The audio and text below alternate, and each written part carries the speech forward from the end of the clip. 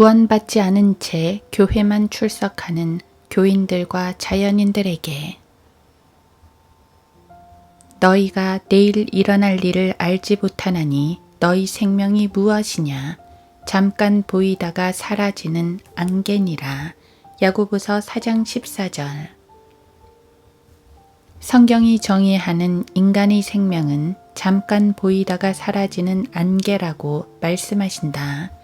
이러한 사실은 하나님의 진리의 말씀에 따르면 그 누구도 부인할 수 없다.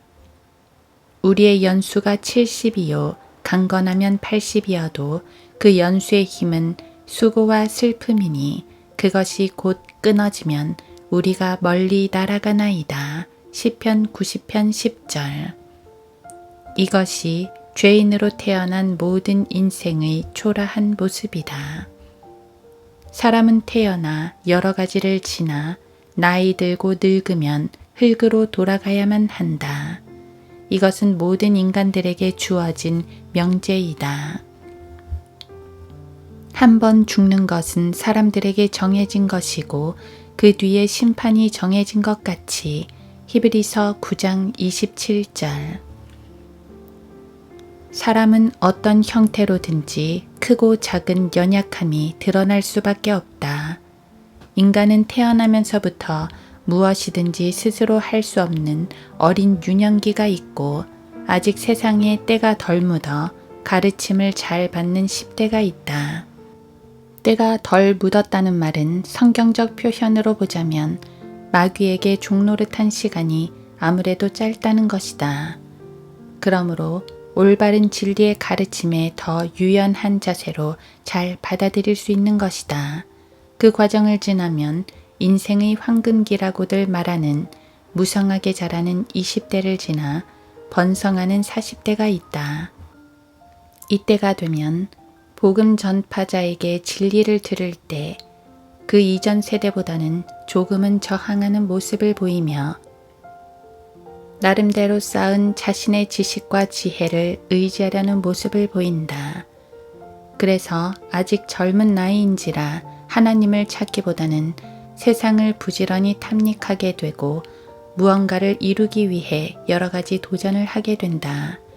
그 결과 더러는 소위 세상에서 말하는 출세도 하지만 그 안에 주님을 모시지 않은 삶은 참 생명이 없으므로 공허하고 출세한 만큼 세상적인 탐욕은 더 많은 내적인 갈증을 느끼게 하므로 만족할 줄 모르고 앞을 향해 달려간다. 이 경주는 그리스도인의 경주와는 전혀 다른 경주이다. 그 필사적인 경주는 성경적으로 비추어 볼 때 그 과정도 무가치하다는 것을 알게 되지만 꼬린 지점도 다를 뿐이다. 격정적인 40대와 어정쩡한 50대를 보낸 후 자신은 인생의 반환점을 돌아버린 지 꽤 오래 되었다는 사실을 깨닫게 되어 자신을 돌아보고 자신의 건강을 위해서 금연, 금주를 위해 노력도 해보지만 별다른 성과가 없다. 노년의 건강을 위해서는 어떻게 해서라도 건강관리를 해야겠다는 절박감이 마음을 옥죄게 된다. 사람이 나이를 먹으면서 나타나는 특징은 자신의 삶의 무게 때문인지는 몰라도 알 수 없는 강한 아집 때문에 누구의 충고에도 귀를 기울이려 하지 않고 자신을 방어하기에 급급해 한다는 것이다. 앞서 언급했듯이 나이 50이면 남녀를 불문하고 어느 누구건 특별히 장수한 사람을 기준으로 인생 반생을 살아버린 것이고 성경적으로는 길어야 20-30년을 더 살면 잘 사는 것이다. 그러다가 어느덧 50대에서 10년을 훌쩍 넘기고 나면 더러는 병든 60대로 접어들면서 인생의 연약함을 다소나마 깨닫게 된다. 정말 그 아름답던 젊은 시절은 시드는 풀잎처럼 흉하게 말라버리는 꽃잎처럼 그렇게 드러나게 된다. 그 음성이 말하기를 부르짖으라 하였더니 그가 말하기를 내가 무엇을 부르짖으리이까 하였느니라. 모든 육체는 풀이요 모든 아름다움은 들의 꽃과 같으니라. 이사야 40장 6절. 이제 10년을 더 살면 노쇠한 70대로서 온몸에 근육이 풀리고 기억력 감퇴로 총명도 식어지고 지팡이에 의지해야 하는 사람들이 늘어난다. 사람으로 말하면 그의 날들은 풀과 같고 그의 번영은 들의 꽃과 같아서 시편 103편 15절. 이제 70대를 지나 10년을 더 살게 되면 온 몸이 아픈 80대로 접어드는데 몸도 마음도 약해져 의욕도 없고 눈도 흐려져 죽을 날만 기다리게 되는 인생의 황혼기에 접어들게 되어 있다. 이는 모든 육체는 풀과 같고 사람의 모든 영광은 풀의 꽃과 같으며 풀은 마르고 꽃은 져도 베드로전서 1장 24절. 그리고 어느 날 갑자기 심장이 멎고 자손들은 울음으로 장례를 마치게 된다. 이것은 자연인들에게는 영원히 결별하는 연결식이 되는 것이다. 그리고 매장된 육신은 며칠 뒤 썩기 시작해서 흙으로 돌아간다. 그런데 가장 중요한 것은 심장이 멎자마자 그의 몸에서 빠져나온 혼은 하나님께서 정하신 법칙에 따라 지옥으로 아니면 낙원으로 가게 된다. 그때야 가서야 구원받지 않은 자연인들은 생명과 영원한 생명에는 엄청난 차이가 있다는 사실을 깨닫게 된다. 그러나 그때는 이미 이륙한 비행기와 같고 이미 항구를 빠져나가 백고동을 울리는 여객선을 바라보는 것과도 같은 것이다. 그리하여 결국은 하나님 앞에서 심판을 받을 때 하나님 정말 당신이었군요 하면서 자신을 변호하기 시작한다. 하나님, 저는 정말 당신을 몰라서 그랬습니다. 제발 한 번만 더 기회를 주세요 라고 외쳐보지만 하나님께서 그에게 하시는 말씀은 너는 살아생전 네가 원하는 대로 살았으며 누릴 것을 다 누렸으니 이제 남은 것은 너희 그 무지와 죄과로 인한 영원한 형벌을 받으라는 것이다. 누가복음 16장 25절.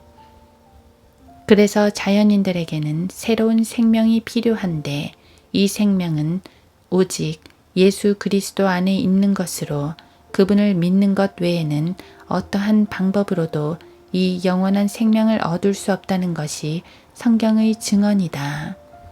진실로 진실로 내가 너희에게 말하노니 내 말을 듣고 또 나를 보내신 분을 믿는 자는 영생을 얻고 정죄에 이르지 아니할 것이며 사망에서 생명으로 옮겨지느니라. 요한복음 5장 24절. 그러므로 어느 누구라도 이 세상에서 자신을 내세울 것이 아니라 겸손한 자세로 하나님을 인정하고 구원받아 영원한 생명을 얻어서 경건하고 주님을 두려워함으로 살아야 한다. 주가 이같이 말하노니 현명한 자는 자기 지혜를 자랑하지 말며 용사는 자기 힘을 자랑하지 말고 부자는 자기의 부를 자랑하지 말라. 예레미야 9장 23절. 하나님의 아들이신 예수 그리스도를 믿고 영접하면 영생을 얻고 그의 몸은 즉시 성령님이 거하시는 성전이 된다. 구원은 하나님의 선물이니 거절하지 말고 겸손하게 받아 꼭 영생을 얻어야 한다. 예수 그리스도를 자신의 구주로 믿고 구원받기 원하신다면 다음과 같이 기도로 예수님을 자신의 구주로 영접하면 된다. 하나님, 저는 죄인입니다. 죄와 허물로 죽어 있어서 영원히 멸망당할 수밖에 없었던 저를 위해 하나님의 아들이신 예수 그리스도를 보내주셔서 감사합니다. 예수님께서 저의 죄를 인하여 십자가에 피 흘려 죽으시고 사흘 만에 부활하신 사실을 지금 알게 되었습니다. 예수님, 제가 죄인이라는 사실을 지금 인정하고 저희 죄를 회개하며 예수님을 저희 구주로 영접합니다. 지금 제 안에 들어오셔서 저희 구주가 되어 주십시오. 저를 구원해 주셔서 감사합니다. 주 예수 그리스도 이름으로 기도합니다. 아멘. 만일 진심으로 마음으로 믿고 기도했다면 당신은 구원을 받은 것이다. 성경대로 믿고 실행하는 교회를 찾아 정기적으로 예배드리며 진리 안에서 자라가면 잘 사는 것이다.